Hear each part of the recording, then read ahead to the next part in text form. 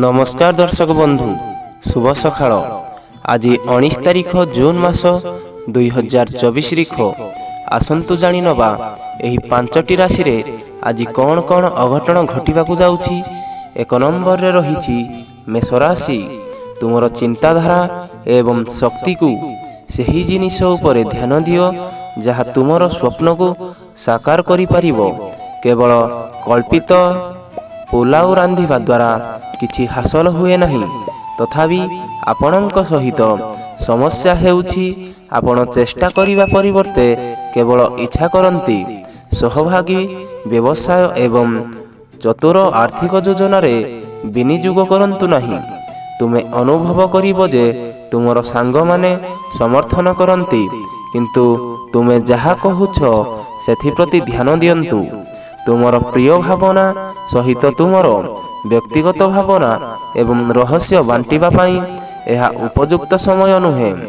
साहसिक पदक्षेप एवं निष्पत्ति आपणकू अनुकूल पुरस्कार देव। एही दिनटी सर्वोत्तम दिन मध्यरु गुटिए होई पारे।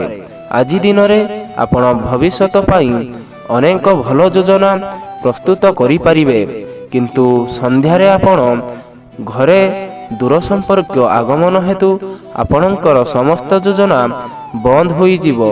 खराब मनोभाव हेतु आपण अनुभव करि पारंती जे आपणक साथी आपणको अनावश्यक भाव रे असुविधा रे पकाउछंती। 2 नंबर रे रहिछि वृष राशि। तुम ऑफिस को शीघ्र छाड़ीबा को चेष्टा कर एवं तुमे प्रकृत रे उपभोग करुथुबा कार्यर वाणिज्य रे लाभ आज अनेक व्यवसायी मुहरे खुशी आनी पारे। यदि आपण आज काहाको परामर्श दियंती तेबे एहाको निजे नेबाको प्रस्तुत रुहंतु। एक नूतन रोमांस संभावना दृढ़ प्रेमर फूल शीघ्र तुम जीवन रे फूल होई पारे। व्यवसायी पाई शुभ दिन। व्यवसाय पाई जेकोनोसी आकस्मिक यात्रा सकारात्मक फलाफल हेबो। लोक माने तुम विषय रे कौन भावंती आज ताहा तुम पाई गुरुत्वपूर्ण नुहे। वास्तव रे आज आपण आपणकर खाली समय रे काहाको भेटिबा को पसंद करिवे नहीं एवं एकाकी उपभोग करिवे। विवाहित जीवन आज पूर्वरु एते भलो नथिला। 3 नंबर रे रहिछि मिथुन राशि। विरक्त हेबा एवं विरक्त हेबा आपणक स्वास्थ्य को नष्ट करि पारे।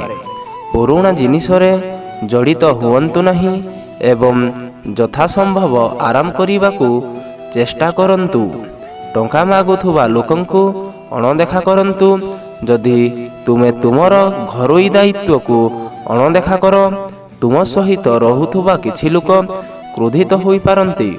किछि लोकंक पई नुआ रोमांस सतेजता आनिबा एवं आपणंकु खुशी रखिबा सहकर्मी एवं जूनियर कारणरू आपणंकु चिंता एवं चापर मुहूर्तर सामना करिबाकू पड़ी पारे। एही राशिर लोक माने बहुत आकर्षणीय। बेले बेले सेमाने लोकमानंक मध्यरे रही खुशी हुअंती एवं बेले बेले सेमाने एकाकी खुशी हुअंती। जदि वो एकुटिया समय अतिविवाहित करिबा एते सहज नुहे। तथापि आज आपण निश्चय भावरे दिन रे निज पाई किछि समय पाई पारिबे। तुमे तुमर जीवन साथी सहित प्रेम एवं रोमांटिक परिपूर्ण पुराना दिन गुड़ी को उपभोग करने को समर्थ हेब। 4 नंबर रे रहिछि कर्कट राशि। यह एक मजादार दिन एवं तुमर प्रिय कार्य करिबा आज विनियोगरु दूरेई रहिबा उचित। पुराना बंधु माने साहाय्यकारी एवं सहयोगी बोली प्रमाण करिवे। आज तुमे तुमर प्रियजनक प्रेम रे बुड़ी जीव। एही दृष्टि आज बहुत सुंदर दिन हेब। काम परे आपणकर सहकर्मी माने आपणको एक छोट घरे उत्सव रे निमंत्रण करि पारंती। आज केवल आपणकर विवेक व्यवहार करंतु एवं आपणक परिवार सदस्यंक सह कथावार्ता करंतु। यदि आपण ताहा करंती नहीं आवश्यक तले आपणक समय नष्ट होई पारे। दाम्पत्य जीवन रे अनेक उत्थान पतन परे परस्पर प्रेम को प्रशंसा करिबा यह हेउची उपयुक्त दिन। ଆପଣମାନେ ଯଦି ଏପର୍ଯ୍ୟନ୍ତ ଭିଡ଼ିଓଟିକୁ ଲାଇକ୍ କରିନାହାନ୍ତି, ଭିଡ଼ିଓଟିକୁ ଗୋଟେ ଲାଇକ୍ କରିକି ଚ୍ୟାନେଲଟିକୁ ସବସ୍କ୍ରାଇବ୍ କରିଦିଅନ୍ତୁ। 5 ନମ୍ବରରେ ରହିଛି ସିଂହ ରାଶି। ବ୍ୟସ୍ତବହୁଳ ଦିନ, ଆପଣଙ୍କର ସ୍ୱାସ୍ଥ୍ୟ ସମ୍ପୂର୍ଣ୍ଣ ଭଲ ରହିବ।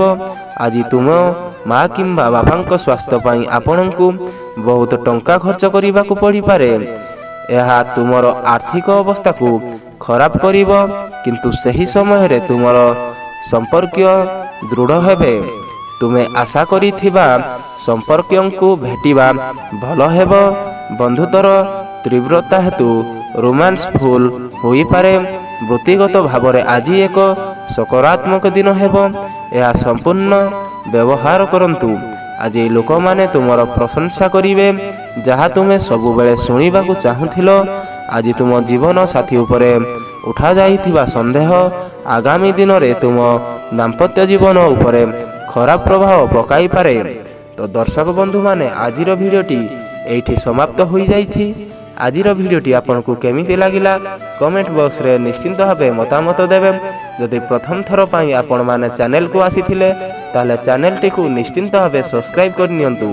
ଆଜି ପାଇଁ ବିଦାୟ ନେଉଛୁ। ଦେଖା ହେବା ପୁଣି ଗୋଟେ ନୂଆ ଭିଡ଼ିଓରେ। ଜୟ ଜଗନ୍ନାଥ।